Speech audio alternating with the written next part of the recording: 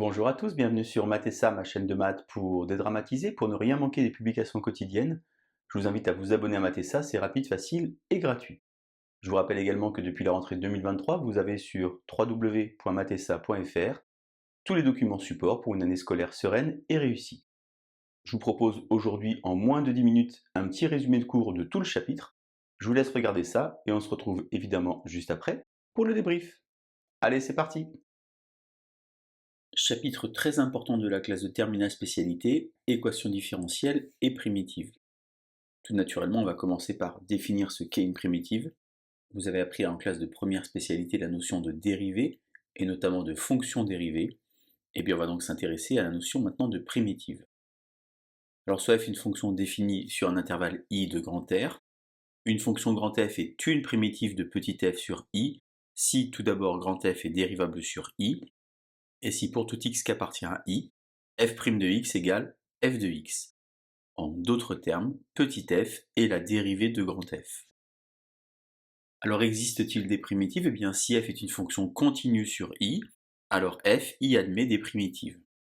Il est très important d'insister sur le vocabulaire, une, la, les, trois articles différents pour trois situations. Vous pouvez avoir évidemment une primitive, ou bien la primitive, ou bien les primitives.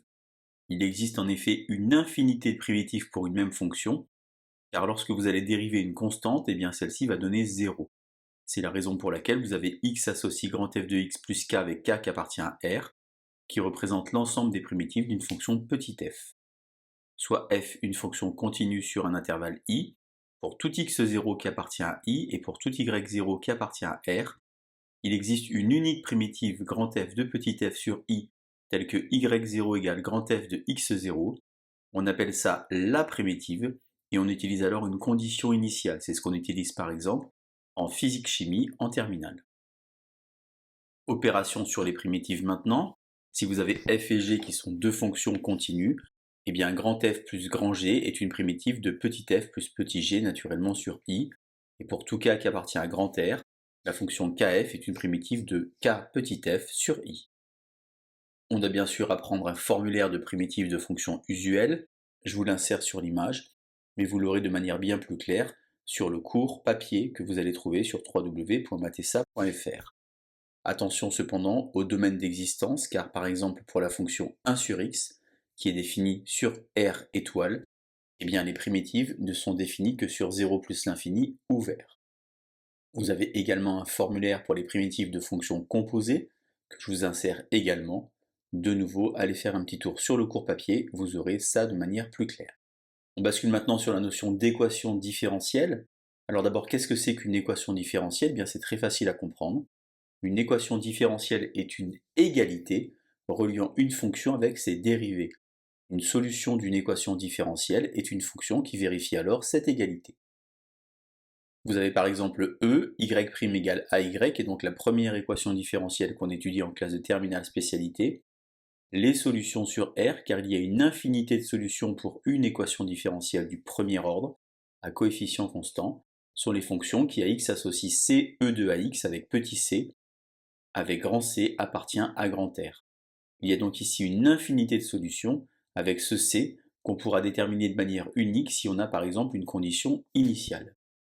Si vous avez f et g qui sont deux solutions de cette équation différentielle, alors la somme est aussi une solution de cette équation différentielle, et le produit par un nombre est aussi une solution de cette équation différentielle. Deuxième type d'équation différentielle vue en terminale spécialité, y' égale ay plus b. Vous remarquez alors qu'on a rajouté un petit plus b, qui va vous induire alors une solution particulière à déterminer, quelque chose de la forme x associe moins b sur a. Naturellement, il faut que a soit non nul. Et alors on va pouvoir composer ici en ajoutant les deux solutions, et les solutions de cette équation différentielle sont alors x associe c e de ax moins b sur a avec c qui appartient à grand R. Vous pouvez évidemment trouver une unique solution si vous utilisez une condition initiale. Enfin, troisième et dernier type d'équation différentielle du premier ordre vue en classe de terminale spécialité, y' égale ay plus f. Alors cette fois-ci, il faut trouver une solution particulière g qui n'a pas la même forme que tout à l'heure. Les exercices sont souvent très bien guidés et vous allez pouvoir comme ceci déterminer une solution particulière qui va ressembler au f de votre énoncé.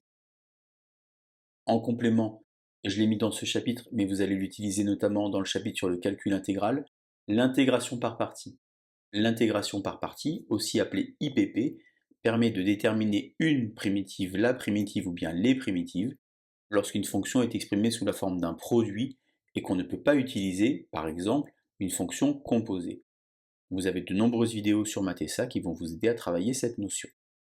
Parfois également, il faut transformer l'écriture. Vous avez ici une fonction, f de x égale x carré sur x moins 1 au carré, dont on ne sait pas déterminer deux primitives. Et si vous transformez l'écriture, eh bien vous allez pouvoir trouver une primitive comme celle indiquée en dessous. Là aussi également, allez faire un tour sur les vidéos. Enfin, dernière notion très importante, l'approximation de l'aire, avec un petit code Python. Eh bien vous avez ici f de x0 plus h qui est équivalent, en tout cas qui se rapproche de h f' de x0 plus f de x0. Vous pouvez par exemple reconnaître le nombre dérivé si h est très petit, et vous avez donc un petit code Python que vous trouverez également sur le cours papier. Pour finir, je vous insère comme d'habitude l'ensemble des notions de ce chapitre.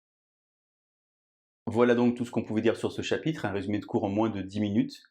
Vous êtes maintenant prêt à aller naviguer sur la playlist de Mathessa, dont voici le lien, afin d'être performant pour vos futures évaluations. N'oubliez pas qu'en mathématiques, il faut pratiquer. Je vous invite donc à vous entraîner, je vous invite évidemment à partager la chaîne avec vos amis, et je vous dis à bientôt sur Mathessa. Bonne journée!